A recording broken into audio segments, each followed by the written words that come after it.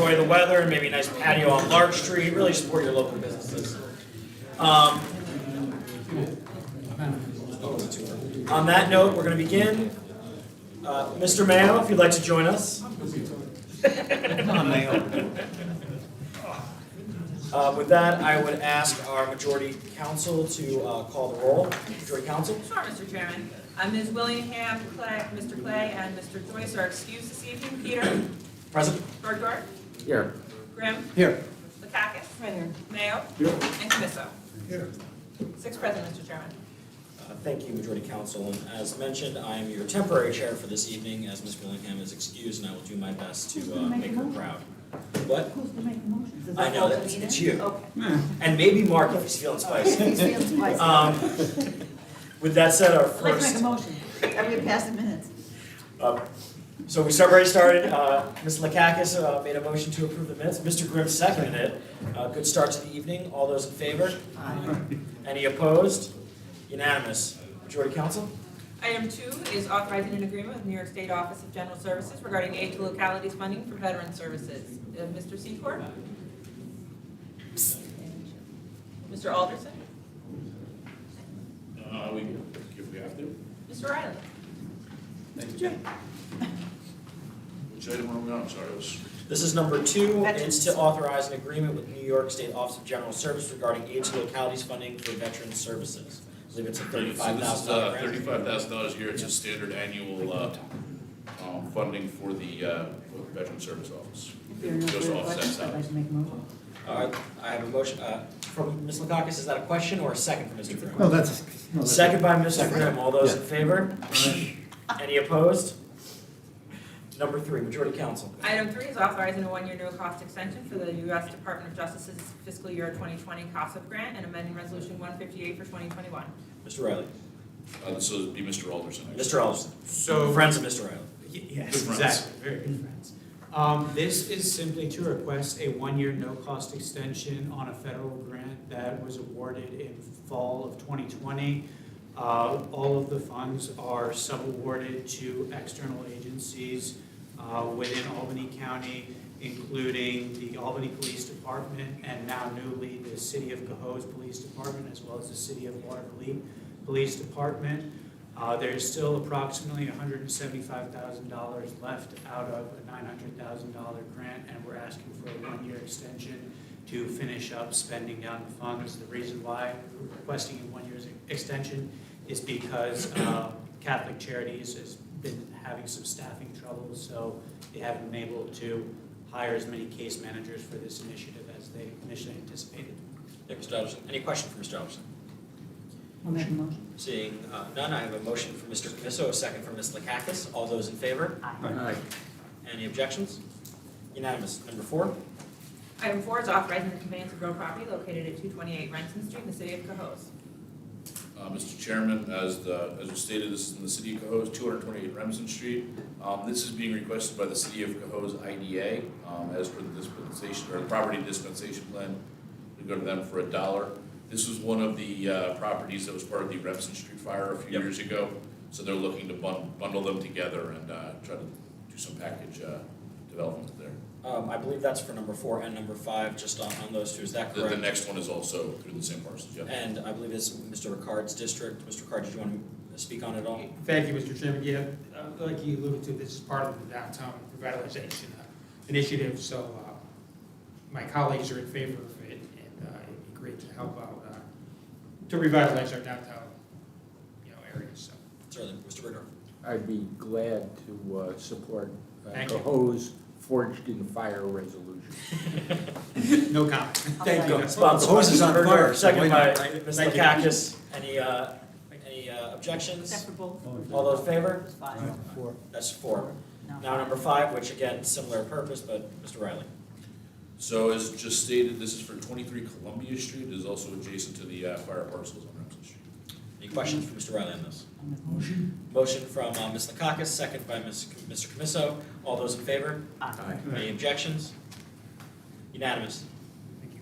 Item 6 is authorizing the conveyance of real property located at 46 North Manning Boulevard in the City of Albany. Mr. Riley. Hold on, I just flipped to 170 Broad. Oh, hold on, I just haven't somehow found that page.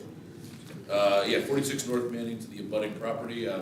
This is a significantly distressed property with major foundation issues. The requester has come to us with a viable plan to shore up this building, has shown that he has the finances to do it, and he ticks all the other boxes that we need as for our dispensation. That individual is the abutting property owner. Yes. And I believe that and correct me if I'm wrong, but the He's the- legislator whose district is has been notified and is supportive, is that correct? I believe so. Mr. McLaughlin usually handles that. Okay, excellent. Any questions for Mr. Riley on number 6? Seeing none, is there a motion? Ms. Lakakis, is there a second? Mr. Mayo, all those in favor? Aye. Unanimous. Item 7 is authorizing the conveyance of real property located at 170 and 172 Broad Street in the city of Albany. Mr. Riley. So yes, this is another abutting owner. This is 170, 172 Broad Street in the city of Albany. This requester has purchased other properties from us in the past, has a good record on, or a good track record on renovations, so. And I appreciate you guys looking into the code enforcement or delinquent tax issues, Yep. which there is none. Are there any questions for Mr. Riley on this? I Seeing make none, is there a motion? Motion from Ms. Lakakis, second from Mr. Camiso. All those in favor? Walked down that street last week and he- Sorry, all those in favor? Aye. Any opposed? Unanimous. Item 8 is authorizing the conveyance of real property located at 58 First Street in the city of Albany. So this is also to an abutting owner. This requester lives at 69 First, but he also owns 56 and 61st Street, which he's currently utilizing as gardens and I believe a little lawn space. The initial plan is to incorporate this to build up the gardens, but his longer-term plan is to build a multifamily unit on the larger three. You know, I think he's gonna take 2 of the 3 parcels and build a 3-family on it, is the long-term plan. Thanks. That's great. Any questions for Mr. Riley? Seeing none, I accept a motion. For Ms. Lakakis, is there a second? For Mr. Grimm, all those in favor? Aye. Any objections? Unanimous. Majority Council? Item 9 is authorizing the conveyance of real property located at 865 Myrtle Avenue in the city of Albany. As stated, this is 865 Myrtle, this is an additional abutting owner. The requester is offering $5,000 for it, they already maintain the sidewalk, cut the grass bi-weekly, and have since the house was demolished a few years ago. Okay. Any questions for Mr. Riley? Seeing none, I'll accept a motion from Ms. Lakakis. Is there a Yes, I second? will. Just For Mr. Grimm, all Love those in the tree. favor? love the thing. Any objections? Unanimous. Majority Council? Item 10 is amending the general fund balance policy for Albany County. Mr. Riley? Yeah, Mr. Chairman, a couple years ago, I believe, I don't know the exact date, we adopted a fund balance policy that I put forth. You and I had actually been the kind of negotiators on, or the lead negotiators on that policy to make sure both branches of government had a say in things. So as per state recommendation, we're to review and update these policies every few years. I believe it's page 3 of 3 in the Granicus printout, under the justification shows the line item changes. It's some very small grammatical stuff that clarifies the adopted appropriation in the general fund, quote, as per the most recent audited financials compared to the current year's adopted budget. It adds the phrase capital in lieu of borrowing as another allowable expenditure in case we don't want to go out and bond for projects to save money if we have cash on hand. And additionally added the phrase, the payoff of any bonds that have reached a redemption date. So basically, if we were able to pay off a bond ahead of time to, again, save the county money to not pay additional interest if we have the cash on hand. And to clarify, this is only if we reach a certain threshold, we have an option to do this. Correct. Okay. Mr. Bergdorf? Thank you, Mr. Chairman. Dave, this has a range of between, what is it, 10 and 15% with a 10 and target. 15 with a target of 12.5, yeah. Where are we now? I believe we're waiting for the comptroller to release the number. It's based on her AUD. When was the last time we had a number? She releases it annually about this time. It's usually a little earlier than this, but Don't we have an end of the year fund balance, or? it's based on her closing the books. I don't know where we stand with that. I think it's a different branch of government. I cannot answer her for that, or for her on that. Mr. Bergdorf, we'll ask the comptroller and get that Well, to you. I mean, I think that's kind of important, because I'd like to know what we're, the magnitude of what we're talking about here. So I think it's a pretty relevant conversation to, If I had to give a professional estimate, I'd say we're edging up onto that, probably crossing over the lower bound of that. 10%? Thought when we did the budget, we were well in excess of 10% of unobligated fund balance. Well, you must know that number, you put the budget together, right? Well, it's not the full budget also, it's the A fund. It's the A fund operating budget, so 10% of that's about $62 million or so.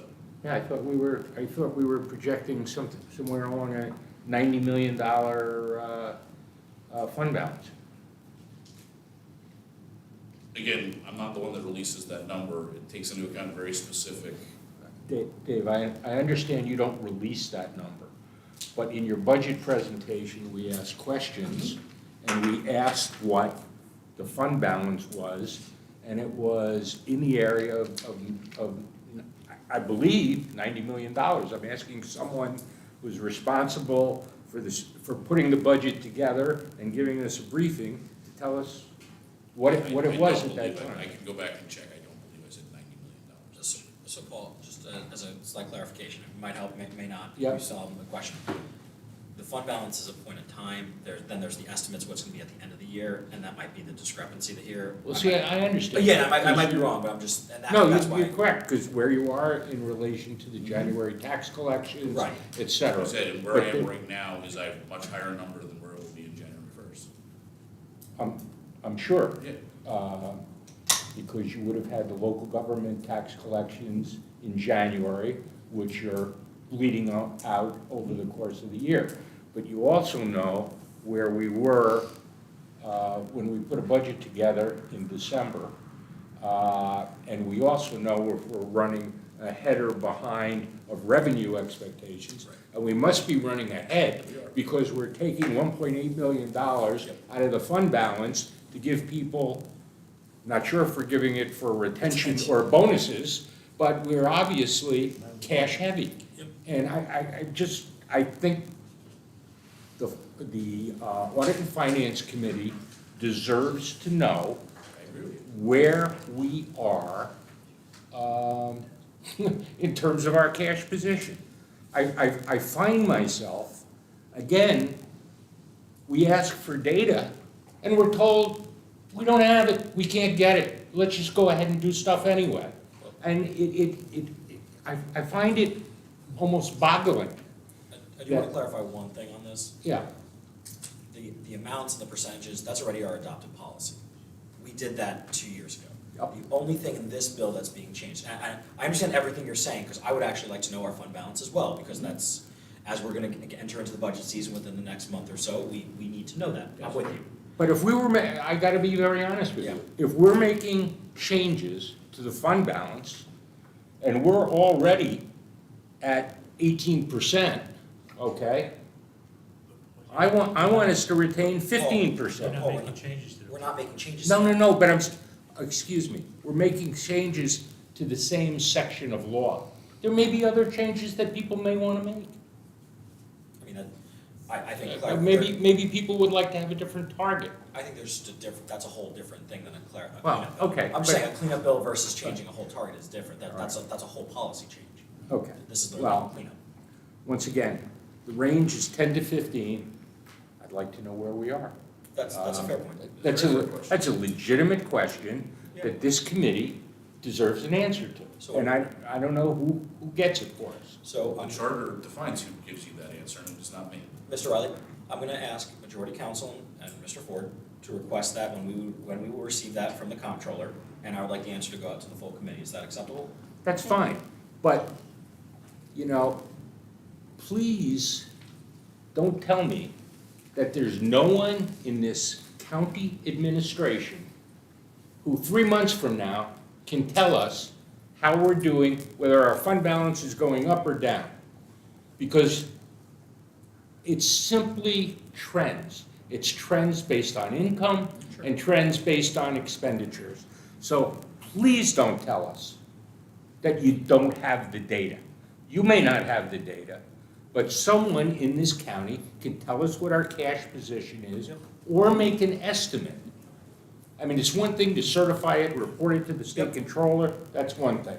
It's another thing to be able to say, well, where are we? Can we afford $1.8 million for bonuses or retention? I don't know. I was told tonight, we've got big surpluses in our fund balance.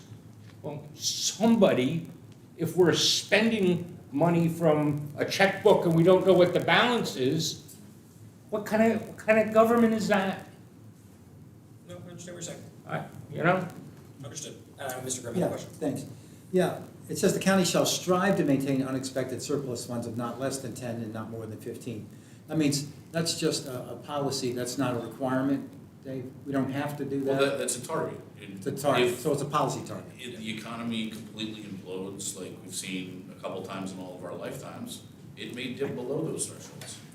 If it goes over 15, is there any requirement what we do with the money? There's a requirement for the county executive's office to work with the legislature to get it back down to that range. So to do something with it to get it to 15. And that can be, give it back to the taxpayer, or pay down debt, or something Well, like to that. give it back to the taxpayer would require to do a specific rebate check back. Schenectady County tried to do Or it. They we made do an a credit. announcement. The state said you cannot do that. We can't do a credit? But there are other things we can do, to your point. Right, so- It I like doesn't have to be it. just spend it on But you something. see, that's kind of the point that I'm making, is you're making the assumption that because it says we're 10 to 15, and if we're at 18, we're gonna go down to 15. Right here, it says that the target is 12.5. So So, there are people who can argue that if you're at 18%, oh my God, we got to spend down to 12.5. so just to, only because I helped write this Yep. 2 years ago that we passed, and I believe it was unanimous, is that the state comptroller sets a minimum target, right, for what it considers a healthy fund balance. The minimum of that is usually 10%. 10%. It's all across everywhere. They've since said that because of other issues, inflation, things like that, it's better to have a little bit more. That's where the 12.5% came from. It was then agreed that once it hits that 12.5 and that's certified, that that's within the best knowledge with everything, inflation, late expenses, things like that, the county executive would come to us with that projection at the end of the year, if it's above that, and say, here are some options to either spend it, put more money in it, pay off debt, do anything like that, which, Mark, to your point, could lead to a discussion about next year we could reduce the tax levy, hypothetically speaking, right? Yeah. Or we could expend it on this program, or we could pay this capital program off without bonding, therefore saving the 4%. All those are options, and all this is doing is increasing those options per the comptroller's request, which I think is perfectly valid, that if we pay it off early and we save money and we have that, fine. And I'm also not disagreeing with Paul, and I think he knows this, that I also want that number because, Yeah. like you guys, I do want to know going into budget season, how are we projecting out? Absolutely. And so I'm with you. I also understand that that's the comptroller's prerogative, but I think these minor changes are giving us more options for them to present it to if we get to that 12.5. And it may be that the county exec's office and the comptroller say, we really should get up to 15 because we think a recession's gonna happen in a year and we want that. Or they might say, things are looking real good, we can now invest in some capital costs, more road money, whatever. Yeah, I think, I just want to make sure that the requirement, they're not strict requirements, they're targets. Their target, yes. And I don't, because I don't like too big a fund balance, Same. because they can spend the money, and that's we did that tonight, as a matter of fact. And it's the taxpayers' money, it's not the county's money, so I don't like hoarding money. Yep. But I want to have a reasonable amount in there, and that's, I guess, our discussion among members. Exactly, Thanks, Matt. of course. Any other questions on this? If not, I'd entertain a motion. For Mr. Camiso, second by Mr. Grimm. All those in favor? Aye. Any opposed? Unanimous? Item 11 is amending the 2023 Albany County budget for staff reorganization. Mr. Riley?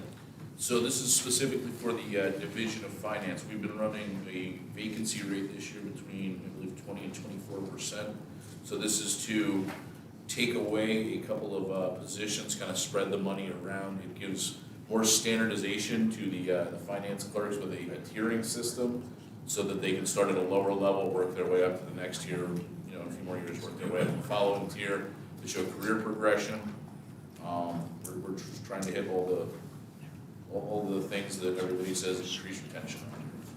And to confirm, Mr. Riley, and I do this with every department, so I'm gonna do it with yours. You said This is budget neutral, not only for this year, but moving forward, since you're eliminating the positions to pay for the increase, is that correct? Correct, these positions will be out. It will, if adopted, this pay scale will be the base that is used in the budget going forward for next year. Understood. Any questions for Mr. Riley?